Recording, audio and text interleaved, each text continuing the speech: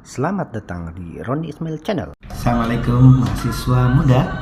Pada kesempatan ini di channel ini saya akan sharing tema selanjutnya dari ngaji psikologi agama, yaitu objek penelitian psikologi.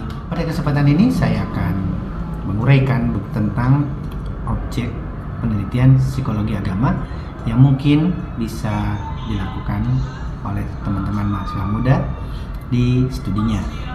Pertama saya akan jelaskan dari Zakia Darajat, kemudian yang kedua dari Nico Sukurdister, dan yang keempat dari Robert Krebs, juga dari Jerry Clark. Semua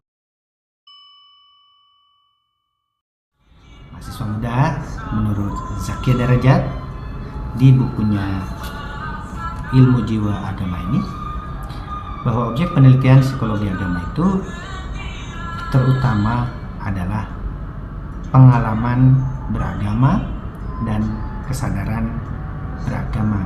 Inti dari kesadaran beragama adalah ada aspek kesadaran, aspek pengetahuan tentang yang dilakukannya, dan itu yang bisa menjadi objek studi psikologi agama. Pengalaman beragama sudah jelas karena religious experience, berarti agama dalam praktik historis para penganut agama, bukan aspek-aspek dogmatis, bukan aspek-aspek teologisnya.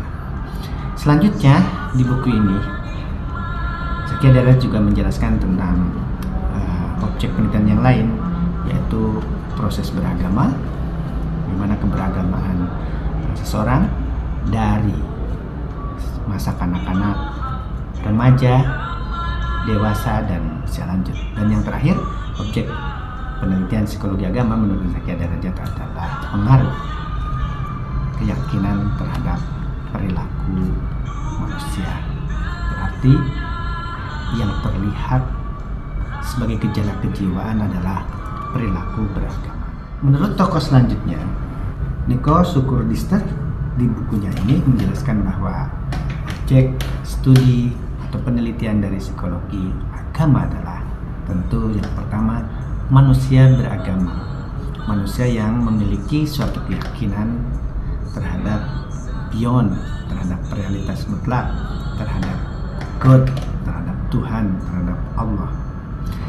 Itu yang pertama. Yang kedua, menurut Nico Sukurdister dalam buku ini adalah relasi intensional manusia dengan Tuhannya. Relasi intensional yang dikaji adalah motif-motif manusia melakukan sebuah aktivitas atau perilaku keagamaan. Itu relasi intensional manusia dengan Tuhannya.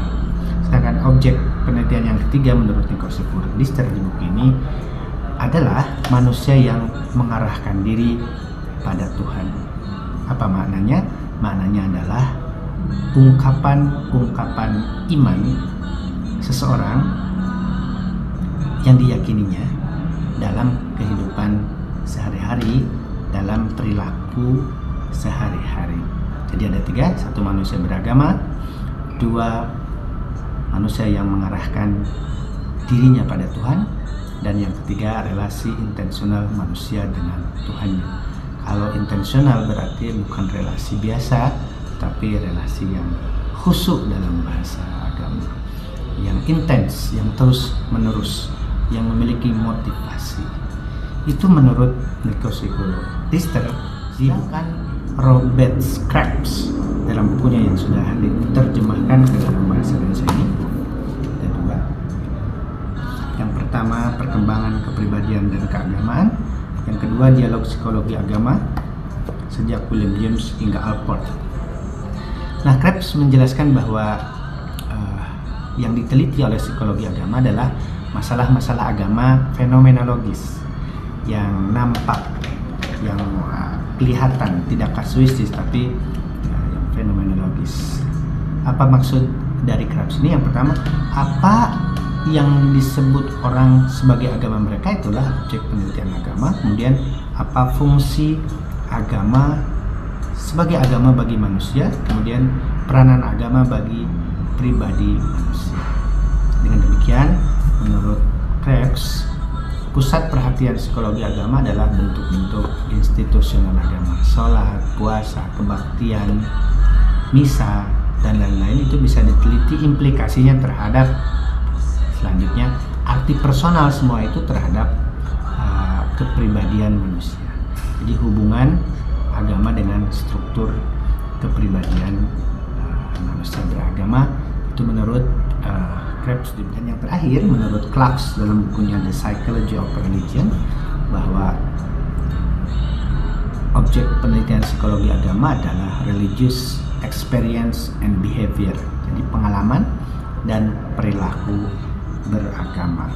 Clarke membagi dua perilaku dan pengalaman beragama ini. Yang pertama dia sebut dengan an acute viewer, dan yang kedua dengan a dull habit. Jadi dia membedakan, Clarke ini, bahwa orang beragama melakukan sesuatu itu kemungkinan bisa dibagi dua dalam penelitiannya, yaitu orang yang melakukan agama seperti an acute fever, seperti orang yang demam panas ya, menggigil gitu. Jadi khusyuk. Jadi orang berpuasa, sholat, sholawatan, ke gereja, kebaktian, melakukan apapun, mungkin nyepi atau dalam konteks agama yang lain, itu melaksanakan semua itu seperti keranjingan, seperti khusyuk lah. Tetapi ada juga yang dull habit. Jadi orang yang melakukan sesuatu ya seperti kebiasaan ini aja, kebiasaan yang membosankan. Objek penelitian psikologi agama menurut Clarke adalah yang bisa dijadikan itu, yang bisa ada manfaatnya adalah keberagaman yang an acute fever ini, yang beragama seperti orang demam menggigil gitu, seperti bersemangat menurut Clarke.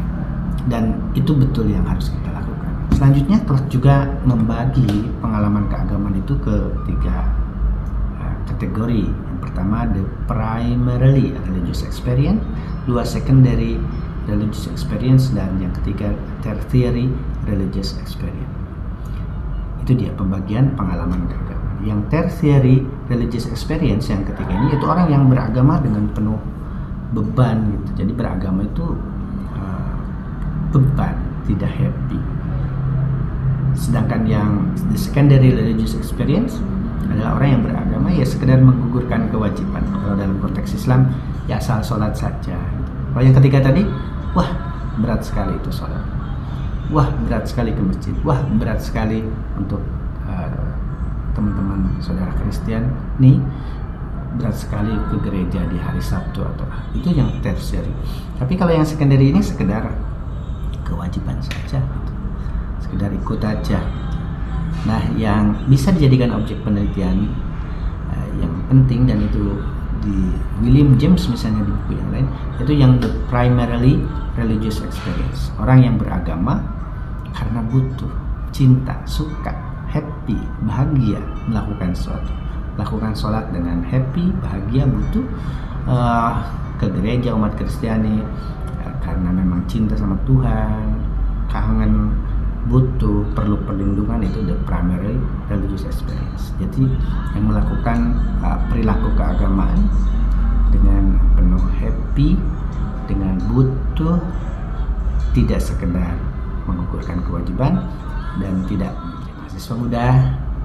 Demikian poin-poin objek penelitian psikologi agama. Semoga ada manfaatnya untuk teman-teman mahasiswa muda. Assalamualaikum warahmatullahi wabarakatuh.